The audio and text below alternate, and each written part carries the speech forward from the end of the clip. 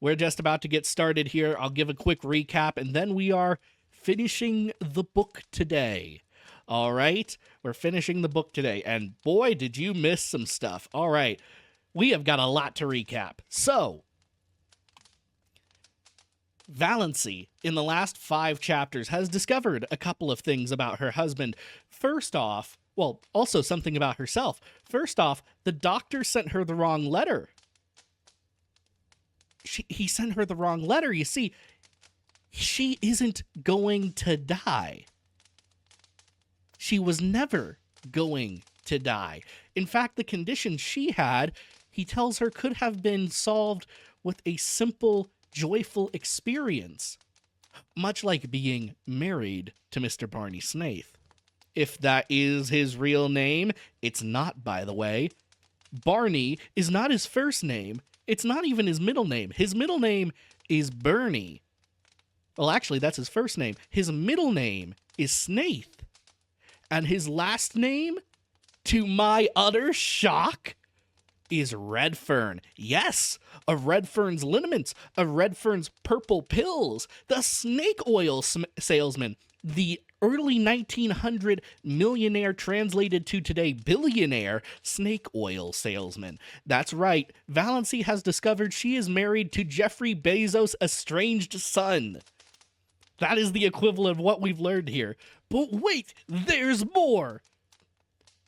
He is also her favorite nature author, John Foster, which I called all the way back in chapter 5. I'm never going to let chat live that down. It was a wild call when I made it, and I am so proud of myself.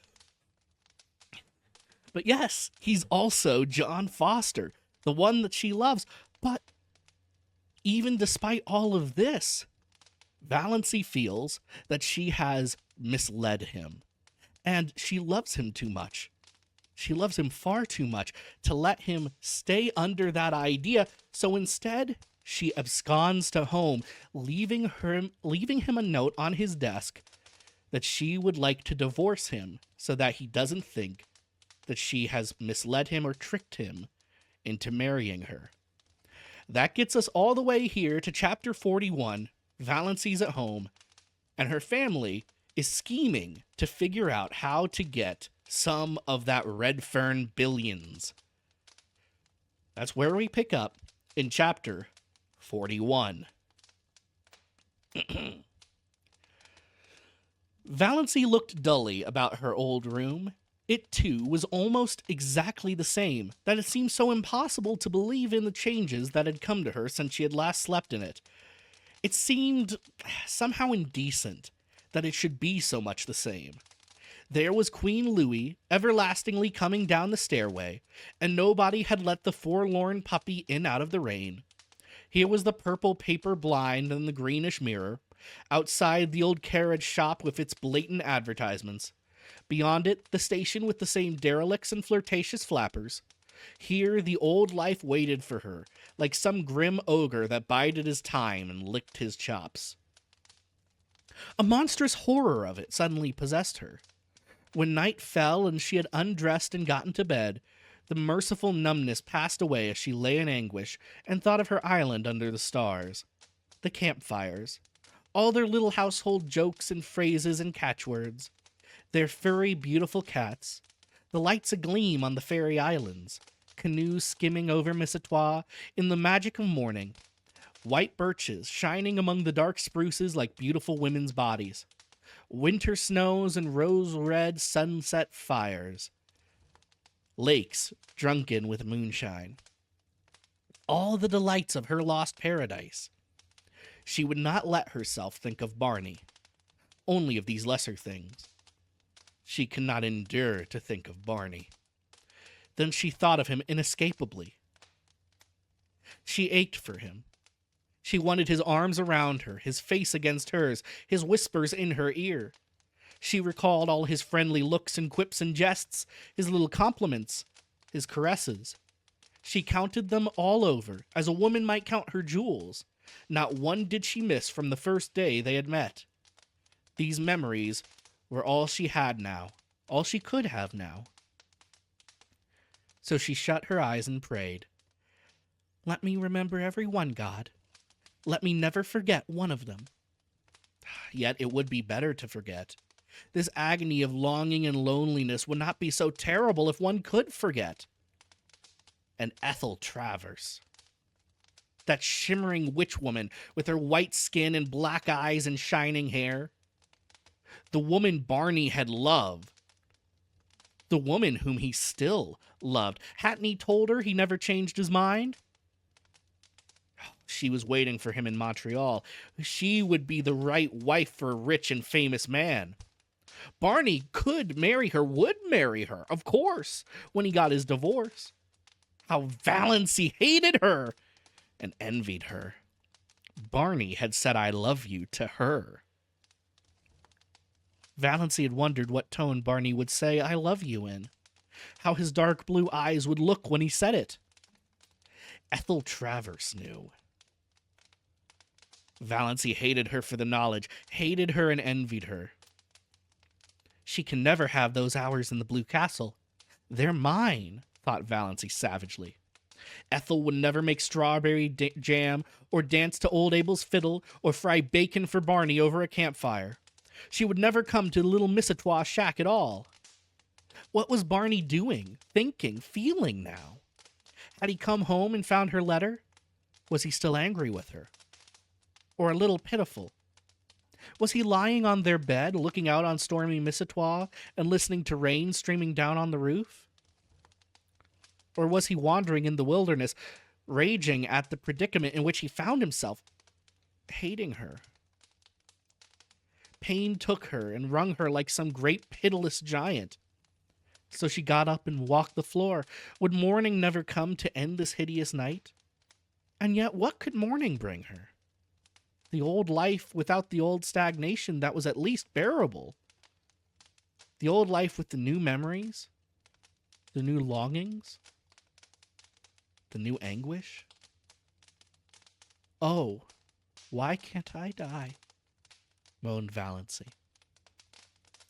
And that's the end of chapter 41.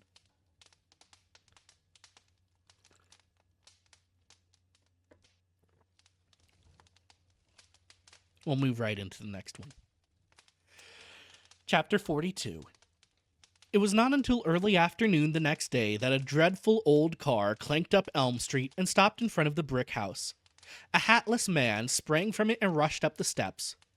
The bell was rung as it had never been rung before, vehemently, intensely. The ringer was demanding entrance, not asking it. Uncle Benjamin chuckled as he hurried to the door. He had just dropped in to inquire how dear Valancy was. Dear Valancy, he had been informed, was just the same. She had come down for breakfast, which she didn't eat, gone back to her room, come down for dinner, which she didn't eat, and gone back to her room. That was all. She had not talked, and she had not let kindly, considerately, alone. Very good. Redford will be here today, said Uncle Benjamin. And now Uncle Benjamin's reputation as a prophet was made. Redfern was here.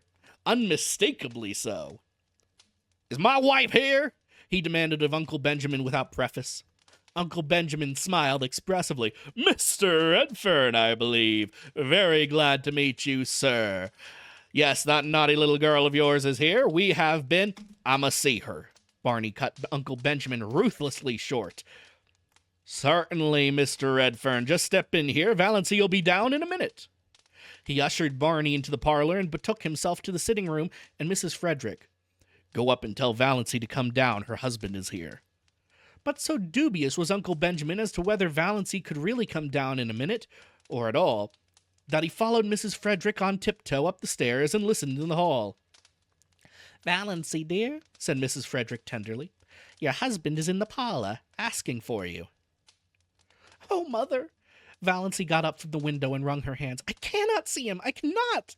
Tell him to go away! Ask him to go away! I can't see him! Tell her, hissed Uncle Benjamin through the keyhole, that Redfern says he won't go away till he has seen her. Redfern had not said anything of the kind, but Uncle Benjamin thought he was that sort of a fellow. Valancy knew he was that sort of a fellow. She understood that she might as well go down first as last. She did not even look at Uncle Benjamin as she passed him on the landing, and he didn't mind. Rubbing his hands and chuckling, he retreated to the kitchen, where he genially demanded of Cousin Stickles, "Why are good husbands like bread?" And Cousin Stickles asked why. "Well, because women need them," beamed Uncle Benjamin.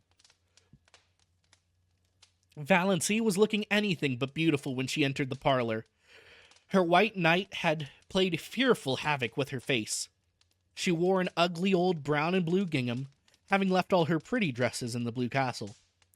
But Barney dashed across the room and caught her in his arms. "Valancy, darling! Oh, you darling little idiot! Whatever possessed you to run away like that? When I came home last night and found your letter, I went quite mad.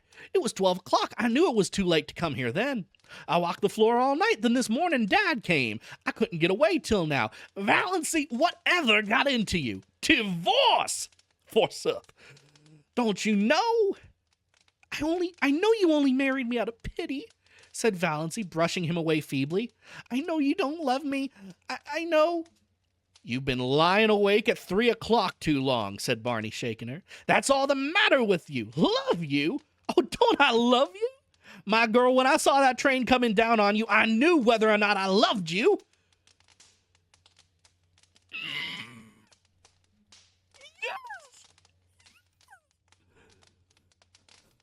"Oh, I was afraid you would try to make me think you cared," cried Valancy passionately. Don't!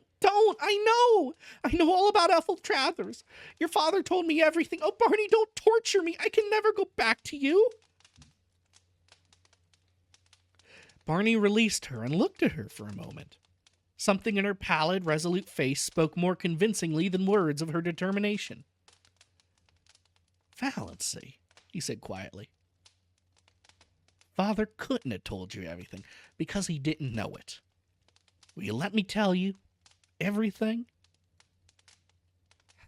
"Yes," said Valancy wearily. Oh, how dear he was. How she longed to throw herself into his arms. And as he put her gently down in a chair, she could have kissed the slender brown hands that touched her arms. She could not look up as he stood before her. She dared not meet his eyes. For his sake she must be brave. She knew him, kind and selfish. Of course he would pretend that he did not want his freedom. She might have known he would pretend that once the first shock of realization was over. He was so sorry for her. He understood her terrible position. When had he ever failed to understand? But she would never accept his sacrifice. Never. "Well, you've seen Dad, and you know I'm Bernard Redfern. And I suppose you've guessed that I'm John Foster, since you went into Bluebeard's chamber." "Yes. I didn't go in out of curiosity. I forgot you had told me not to go in. I forgot." "Never mind. I'm not going to kill you and hang you up on the wall, so there's no need for you to call Sister Anne. I'm only going to tell you my story from the beginning. I came back last night and intended to do it. Yes, I'm old Doc Redfern's son of purple pills and bitters fame. Oh, don't I know it. One that rubbed into me for years." Barney laughed bitterly and strode up and down the room a few times. Uncle Benjamin, tiptoeing through the hall, heard the laugh and frowned. Surely Doss wasn't going to be a stubborn little fool. Barney threw himself into a chair before Valancy. "Yes, as long as I can remember, I've been a millionaire son. But when I was born, Dad wasn't a millionaire.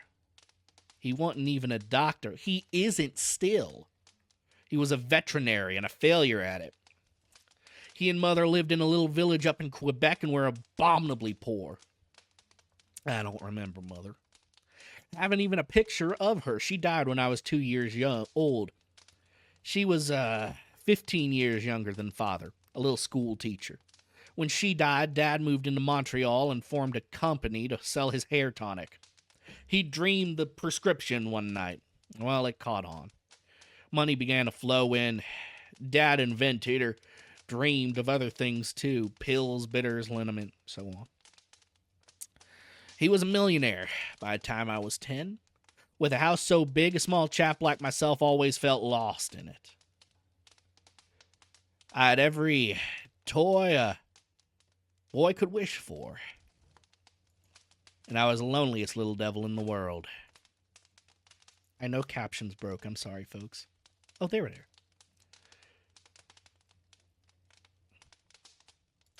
I remember only one happy day in my childhood, Valancy. Only one. And even you were better off than that. Dad had gone out to see an old friend in the country. Took me along. I was turned loose in the barnyard, and I spent the whole day hammering nails in a block of wood. Classic boy pastime. Approved. I had a glorious day. When I had to go back to my room full of playthings in the big house in Montreal, I cried. But I didn't tell Dad why. I never told him anything. It's always been a hard thing for me to tell things, Valancy. Anything that went deep. And most things went deep with me. I was a sensitive child, and I was even more sensitive as a boy. No one ever knew what I suffered. Dad never dreamed of it. When he sent me to a private school, I was only 11, the boys ducked me in the swimming tank until I stood on the table and read aloud all of the advertisements of father's patent abominations. I did it. Then Barney clenched his fists. I was frightened and half drowned, and all my world was against me, but when I went to college and the softs tried the same stunt, I didn't do it. Barney smiled grimly. They couldn't make me do it, but they could, and did, make my life miserable. I never heard the last of the pills and the bitters and the hair tonic. After using was my nickname. You see, I'd always such a thick thatch. My 4 college years were a nightmare. You know, or you don't know, actually, what merciless beasts boys can be when they get a victim like me. I had a few friends. There was always some barrier between me and the kind of people I cared for. And the other kind, who would have been very willing to be intimate with rich old Doc Redfern's son, I didn't care for them. But I had one friend, or thought I did. A clever, bookish chap, a bit of a writer. There was a bond between us. I had some secret aspirations along that line. He was older than I was. I looked up to him. I worshipped him. For a year, I was happier than I'd ever been. Then, a burlesque sketch came out in the college magazine. A Morton thing. It was ridiculing Dad's remedies. The names were changed, of course, but everybody knew what and who was meant. Oh, it was clever. Damnably so, and witty. McGill rocked with laughter over it. I found out he had written it. Oh, were you sure? Valancy's dull eyes flamed with indignation. Yep, he admitted it when I asked him to. Said a good idea was worth more to him to a friend any time. And he added a gratuitous thrust. You know, Redfern, there are some things money won't buy. For instance, it won't buy you a grandfather. Well, it was a nasty slam. I was young enough to feel cut up, and it destroyed a lot of my ideals and illusions, which was the worst thing about it. I was a young misanthrope after that. Didn't want to be friends with anyone. And then, the year after I left college, I met Ethel Travers. Valancy shivered. Barney, his hands stuck in his pockets, was regarding the floor moodily and didn't notice it. Dad told you about her, I suppose. She was very beautiful. And I loved her, huh? Yes, I loved her. I won't deny it or belittle it now. It was a lonely, romantic boy's first passionate love, and it was very real. And I thought she loved me. I was fool enough to think that. I was wildly happy when she promised to marry me. For a few months, anyway. Then I found out she didn't. I was an involuntary eavesdropper on a certain occasion for a moment. That moment was enough. The proverbial fate of the eavesdropper overtook me. A girlfriend of hers was asking how she could stomach Doc Redfern's son and the patent medicine background. His money will gild the pills and sweeten the bitters, said Ethel with a laugh. Mother told me to catch him if I could. Round the rocks. I smell turpentine whenever he comes near me. Oh, Barney! Cried Valancy, wrung with pity for him. She had forgotten all about herself and was filled with compassion for Barney and rage against Ethel Travers. How dared she? Well, Barney got up and began pacing around the room again. That finished me. Completely. I left civilization and those accursed dopes behind me and went to the Yukon. For 5 years, I knocked about the world, all sorts of outlandish places. I earned enough to live on. I wouldn't touch a cent of Dad's money. Then one day I woke up to the fact that I no longer cared a hang about Ethel, one way or another. She was somebody I'd known in another world, that was all. But I had no hankering to go back to the old life. None of that for me. I was free, and I meant to keep so. I came to Missatwa, saw Tom McMurray's Island. My first book had been published the year before and made a hit. I had a bit of money from my royalties. I bought my island, but I kept away from people. I had no faith in anybody. I didn't believe there was such thing as real friendship or true love in the world. Not for me, anyhow. The son of purple pills. I used to revel in all the wild yarns they told of me. In fact, I'm afraid I suggested a few of them myself. By mysterious remarks which people interpreted in the light of their own prepossessions.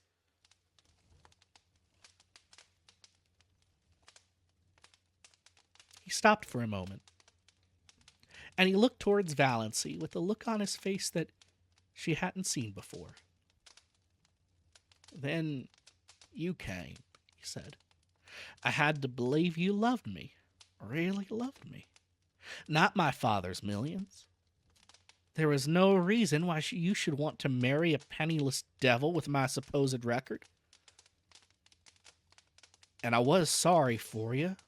Oh, yes, I don't deny I married you because I was sorry for you. And then I found you the best and jolliest and dearest little pal and chum a fellow ever had.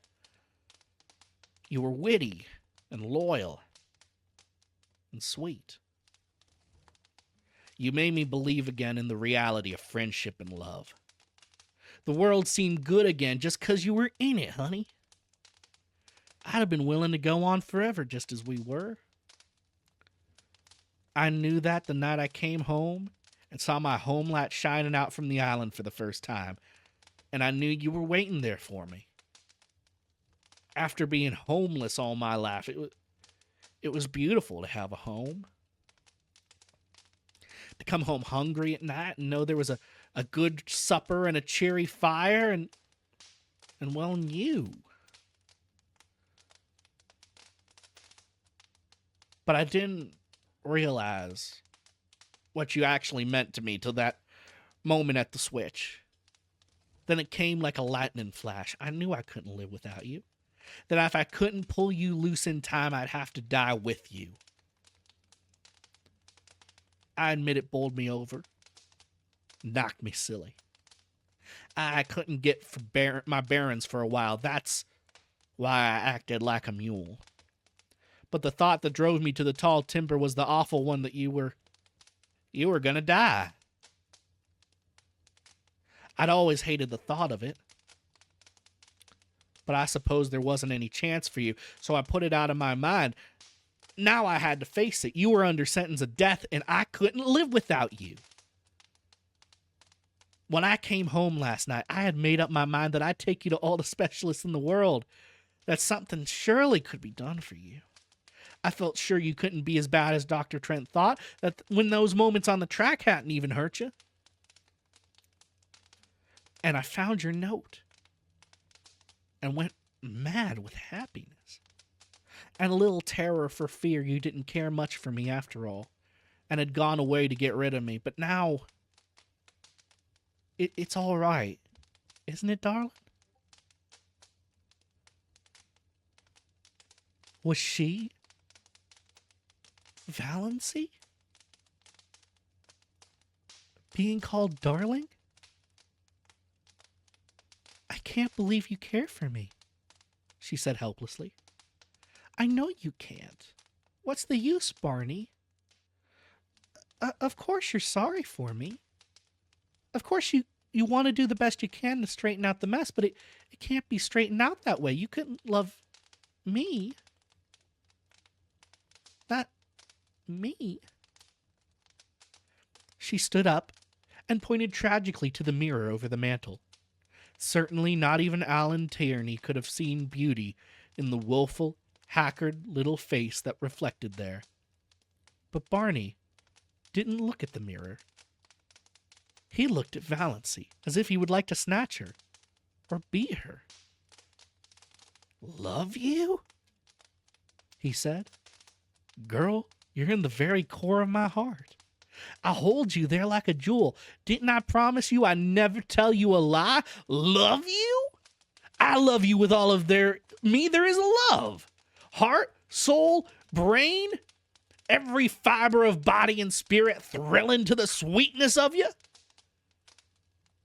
There's nobody in the world for me but you, Valancy. You're a good actor, Barney, said Valancy with a wan little smile. Barney looked at her. So you don't believe me yet?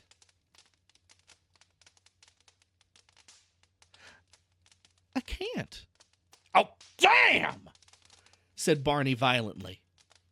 Valancy looked up startled. She had never seen this Barney, scowling. Eyes black with anger, sneering lips, dead white face. You don't want to believe it, said Barney in the silk-smooth voice of ultimate rage. You're tired of me. You want to get out of it, free from me. You're ashamed of the pills and the liniment just as she was. Your sterling pride can't stomach them. It was all right as long as you thought you hadn't long to live. A good lark, you could put up with me. But a lifetime with old Doc Redfern's son is a different thing. Oh, I understand perfectly. I've been very dense, but I understand at least. Valancy stood up. She stared into his furious face. Then she suddenly laughed. You darling, she said. You do mean it. You really love me. You wouldn't be so enraged if you didn't. Barney stared at her for a moment, then he caught her in his arms with the little low laugh of the triumphant lover. Uncle Benjamin, who had been frozen with horror at the keyhole, suddenly thawed out and tiptoed back to Mrs. Frederick and Cousin Stickles. Everything is all right, he announced jubilantly. Dear little Doss. He would send for his lawyer right away and alter his will again. Doss should be his sole heiress. To her that had should certainly be given. Mrs. Frederick, returning to her comfortable belief in an overruling providence, got out the family Bible and made an entry under marriages. And that's the end of chapter 42. Let's give it up for chapter 42. Oh my God. I don't want to toot my own horn too much, but I feel like I was acting my heart out there. Maybe overacting it a little bit, but I don't care. Man, I got tears rolling down my eyes right now. Actual literal tears. And I don't know if it's because I was feeling that emotion or because I was so entranced I literally couldn't blink. Oh my gosh.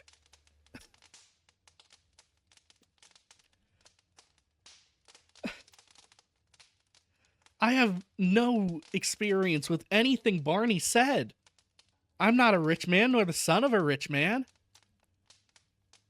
But somehow I perfectly empathize with everything he said. That's... Montgomery, you did it again.